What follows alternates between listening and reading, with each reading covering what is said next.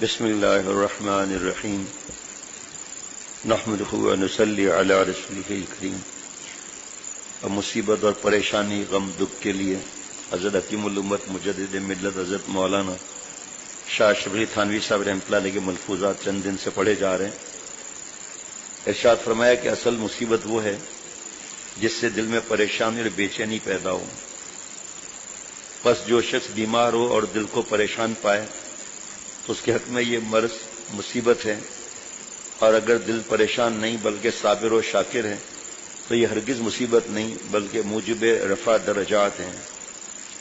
اللہ تعالیٰ درجات بلند فرما رہے ہیں. اس کے ارشاد فرمایا کہ اس مراقبے سے زیادہ آسان اور سہل کرنے والا مصیبت کا اور کوئی طریق ہی نہیں کہ اس کو سوچ لیا جایا کرے کہ اس مصیبت میں ثواب ملے گا. جہاں یہ سوچا کہ اس میں ثواب ملے گا بس ساری تکلیف گھل جاتی ہے، پھر کچھ تکلیف باقی نہیں رہتی. دعا کریں جو دل میں ارادہ ہے اس کو چھپوانے کا. فرمایا کہ اس قدر پریشانی اور رنج اور غم کی کون سی ضرورت ہے.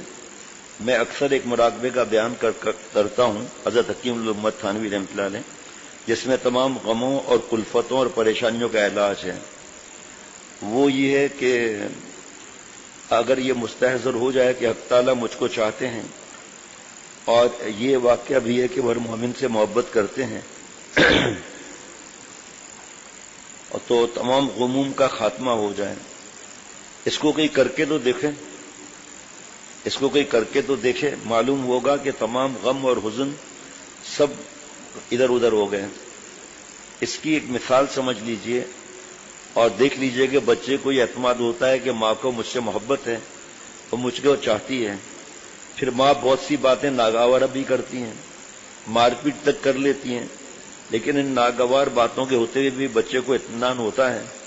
اور ماں کی محبت کی ایک خاص شان ہوتی ہے کہ اس کی پرواہ نہیں کرتی کہ بچے کو میری قدر بھی ہوگی یا نہیں، برابر بچے کو نفع پہنچاتی رہتی ہے. اس طرح حق تعالی بندے کو نفع پہنچاتے رہتے ہیں اور ان کو بھی اس کی پرواہ نہیں کہ بندہ قدر کرے گا یا نہیں. بس ایسی محبت کا مراقبہ کیا کریں. یہ میں ساری عمر کا تجربہ بیان کر رہا ہوں. حضرت تھانوی رحمۃ اللہ علیہ فرماتے ہیں کہ جس قدر نفع اس مراقبے سے ہو سکتا ہے غالباً اور کسی مراقبے سے نہیں ہو سکتا. اس میں سارے غموں کا ازالہ ہے. کوئی غم ہو، پریشانی یا رنج ہو، سب کا علاج اس مراقبے میں ہے. عجیب و غریب مراقبہ ہے لیکن کر کے دیکھنے کا ہے. بغیر کیے کوئی کام نہیں ہوا کرتا. جناب ارشاد فرمایا کہ غم سے نفس کو تکلیف ہوتی ہے لیکن روح میں نور پیدا ہوتا ہے. کیونکہ یہ مجاہدہ ہے گو اضطراری صحیح، اور مجاہدہ اضطراری بھی موجوب اجر ہوتا ہے.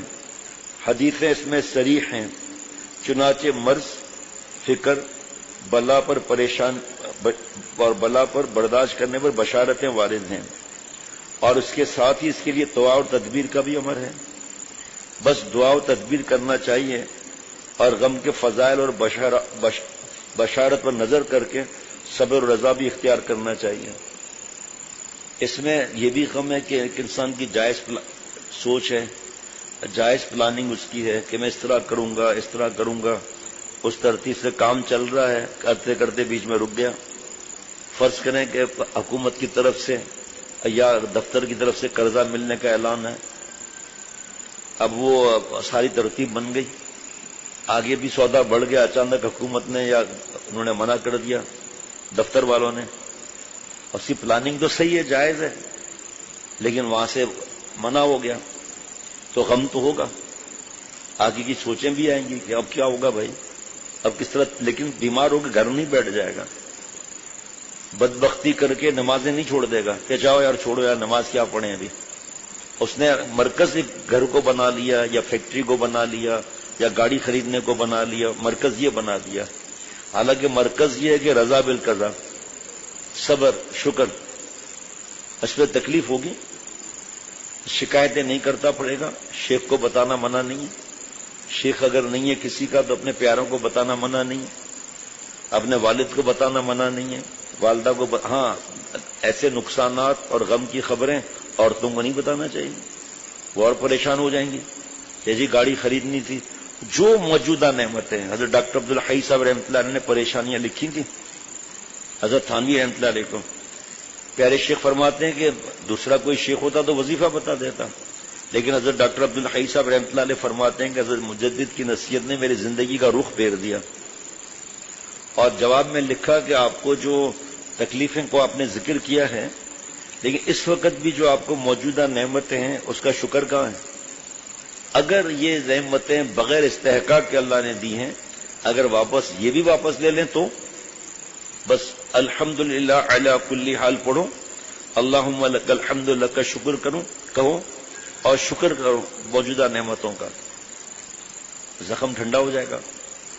اب اس بات کو نہ سمجھ کے آدمی اولاد کو کچھ کہے ہی نہیں کہ صاحب وہ شیخ نے کہا ہے کہ اولاد جو بھی کرے کوئی مسئلہ نہیں ہے، صبر کرو شکر کرو.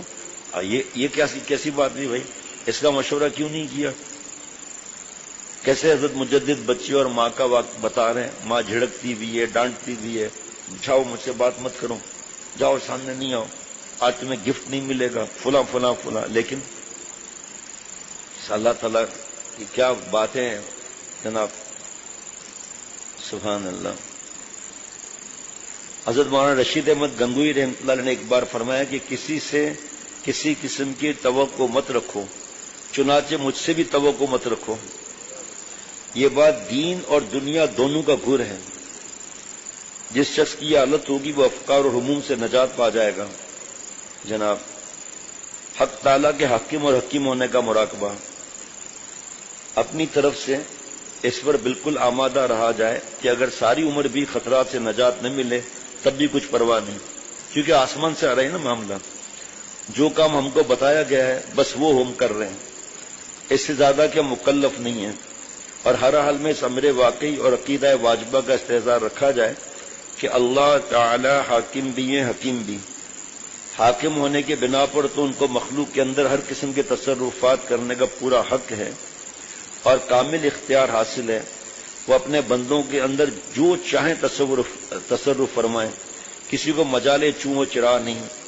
اور حکیم ہونے کے بنا پر بندے کو ان کے ہر تصرف کے متعلق اجمالاً یا اعتقاد رکھ کر بالکل مطمئن ہونا چاہیے کہ یہ تصرف میرے حق میں سراسر اللہ کی حکمت ہے. گو اس کی تفصیل حکمتیں معلوم نہ ہو ہی نہیں سکتی مسئلے تھے. جناب الحمدللہ حق تعالیٰ نے بس یہ مراقبہ اچھی طرح ذہن میں جما دیا ہے. حضرت مجدد فرماتے ہیں اللہ تعالیٰ حاکم بھی ہیں حکیم بھی ہیں.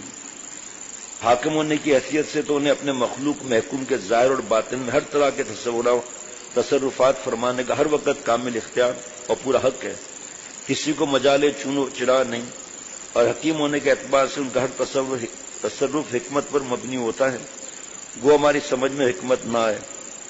چنانچہ بے فضلی تعالی حق تعالیٰ کا حاکم اور حکیم ہونا اچھی طرح ذہن نشین ہو گئے ہیں. حضرت مجدد فرما رہے ہیں اس لیے بڑے سے بڑے حادثے میں بھی جس کو پریشانی کہتے ہیں وہ الحمدللہ مجھ کو کبھی نہیں ہوئی. ہاں طبعی اثر ہونا اور بات ہے. ایک صاحب حوادث مثلا بیماری وغیرہ سے پریشان تھے. ایک دوسرے صاحب نے ان کے متعلق فرمایا کہ پریشان کیوں؟ بس یہ مذاق رکھیے جیسا کہ غالب نے کہا ہے ہو رہے گا کچھ نہ کچھ گھبرائیں کیا، ہو رہے گا کچھ نہ کچھ گھبرائیں کیا.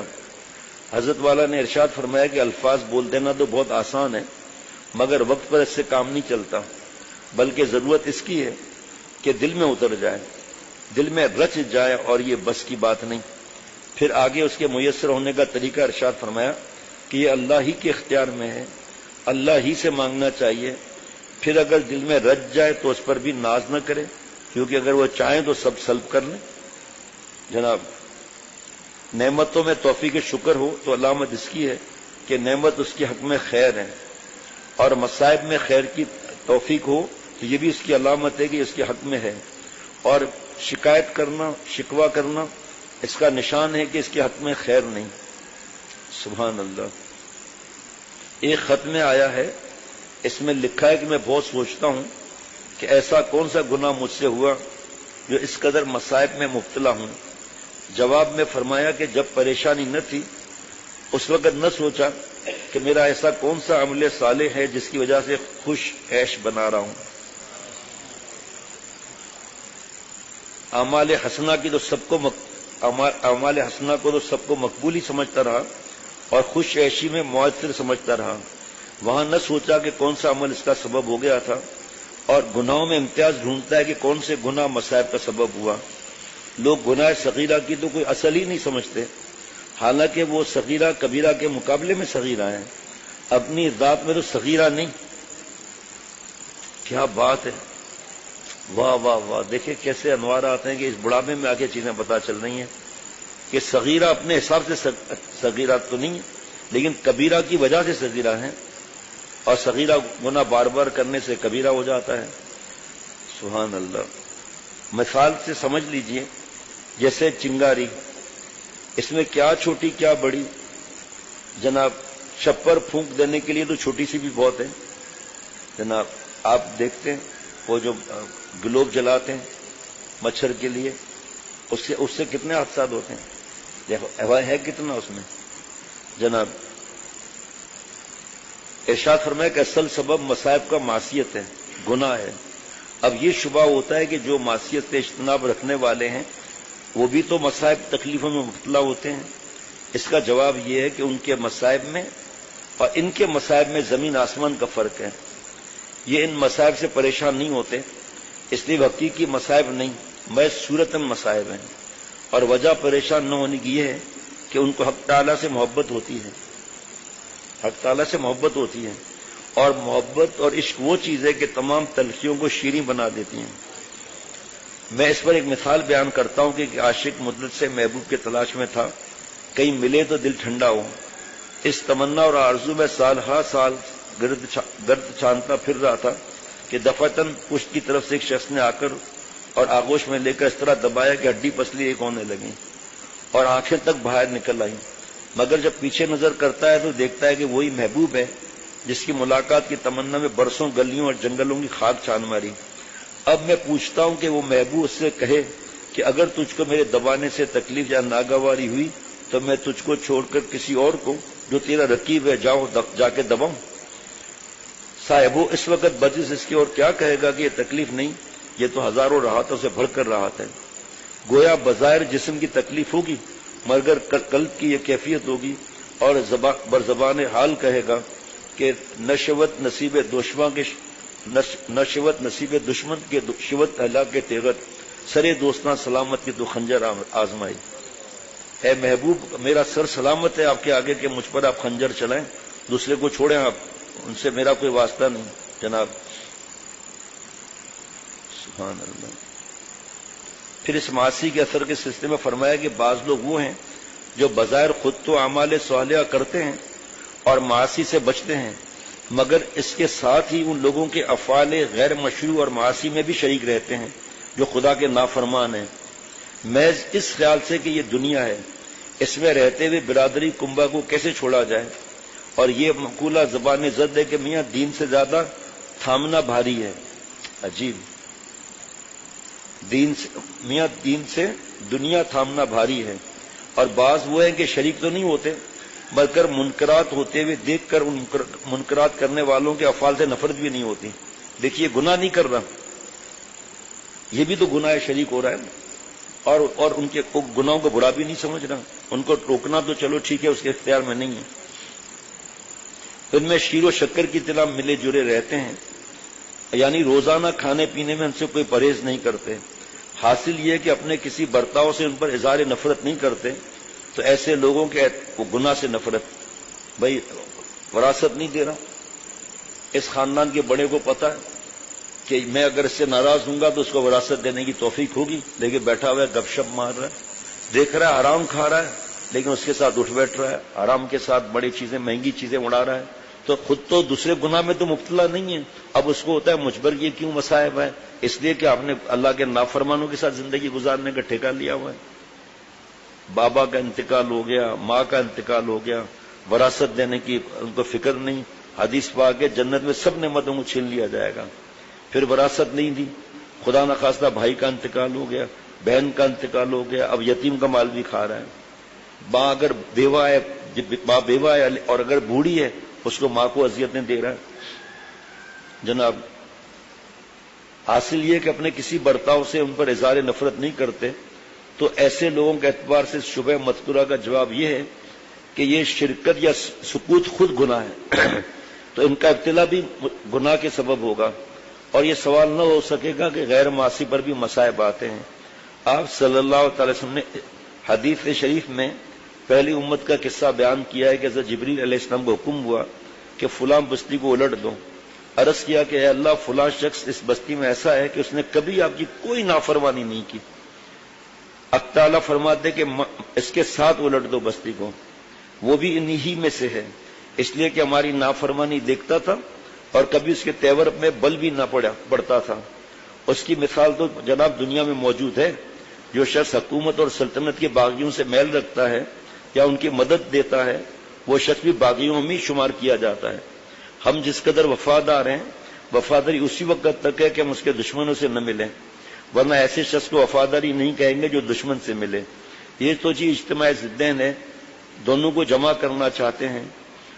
ہم خدا خواہی و ہم دنیا دوں، ای خیال است و محال است و جنوں، اللہ کو بھی چاہتے ہیں اور دنیا مردار کی حرام لذت بھی اڑانا چاہتے ہیں۔ اللہ کو پانے کا تمہارا خیال محض پاگل اور جنون اور پاگل بنے۔ سبحان اللہ۔